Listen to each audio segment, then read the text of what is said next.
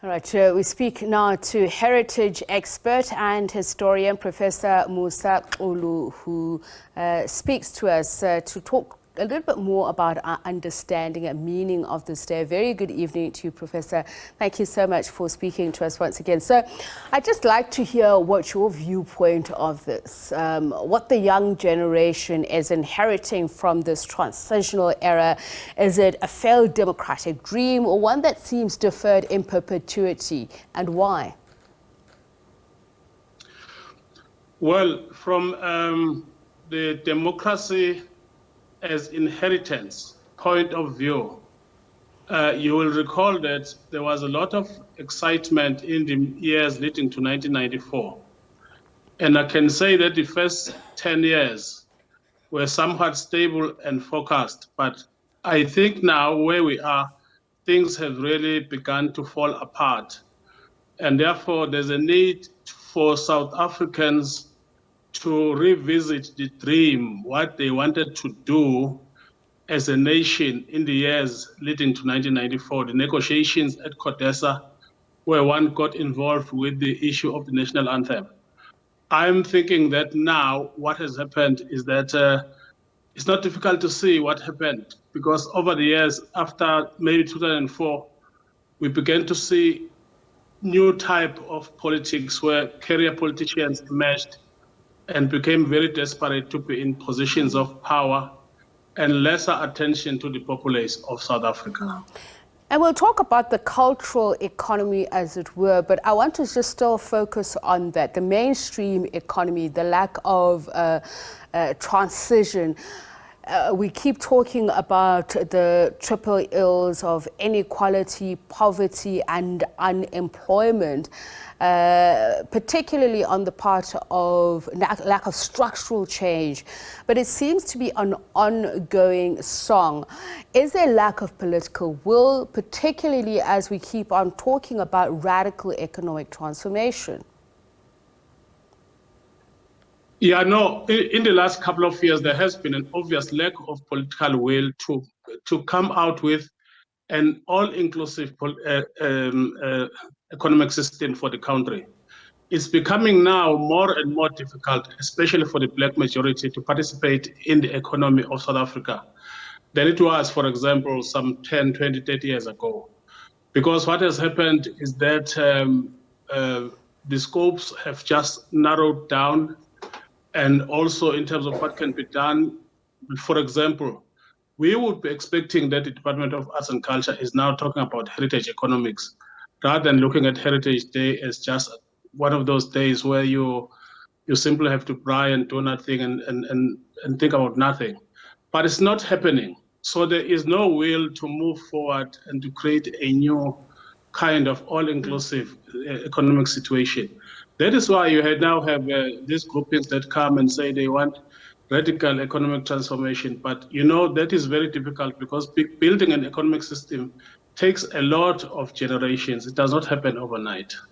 And also the outlook of the various communities and their generations, because, for instance, we keep talking about a South Africa for all. We also keep talking about the various social ills that dog South Africa. But surely some of those circumstances emerge from the subcultures that they've found their way in our communities over the decades, over the generations. So how do we engender freedom, a new kind of freedom from this?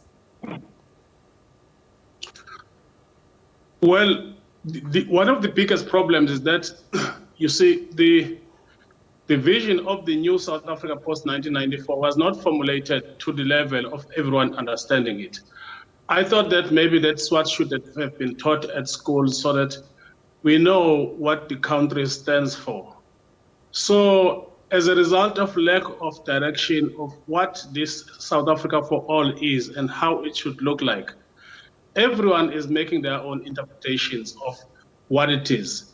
And that is why everyone is pulling it this way and that way. And at the end of it all, you will find that the subcultures that have emerged because of the inability of the collective, of the country collective, to stick together and have one common shared vision. In other countries, you would have the subject about your country being the main subject at school, so that every child which goes to school comes out with a clear understanding of what the country is all about. What you find here, for example, in the education system, there's more of teaching about what England is doing or what other people are doing in America, who wrote what, and so on about what. There's very little wanting to know what South Africa stands for, and that's where the problem is. And unless there is some Springboks playing or some Bafana Bafana playing, there's nothing that binds the country together. So, Prof, before we run out of time, let's talk about that, the cultural economy. So some analysts have said that during COVID-19, the pandemic really highlighted the very narrow entertainment interpretation of how African governments in particular saw the cultural economy, seeing it solely as one that relies on communal gatherings and social close interactions. So how do we change that? How do we build up a cultural infrastructure, particularly through technology? We know that COVID-19, the restrictions were there to safeguard people's lives, but then we denied them the access to this, to be able to cope with these apocalyptic moments through these, through these channels. Well, it starts with education system. There must be an education system that teaches cultural subjects, the arts, music, dance, theater, on a serious note. You must remember that every continent and every country that has transformed itself did so through the arts, not through any other things. If you look at the European Renaissance, which started in Italy in the 1500s, it was all about the arts and the artists formulating a new vision of where to go. So what we need is to get the value chain of artistic productivity. That is number one. And the second thing that we have to do is to take the cultural economy into the tourism and local economic development spheres. If we don't do that, and then we rely on some festivals and all this stuff, that's a very small part of how it should be done. In terms of the technology and the 4IR, well, music now, for example, is sold mainly on digital platforms. And a lot of our cultural heritage sites could be uploaded to the digital platforms. And a lot of what we have inherited from the past, the way we were and so on, can be uploaded into digital platforms, and so that it becomes relevant to the new generation, which is used to, for example, working with cell phones and laptops and computers. All right, it's such a pity we've run out of time, but thank you so much for speaking to us, Prof. And many are saying that the problem also is that the cultural economy is disproportionately focused in urban areas where, of course, there is accessibility and development of the financial and logistical and infrastructural services and resources. Well, let's leave it there for now. Professor Musa Xulu.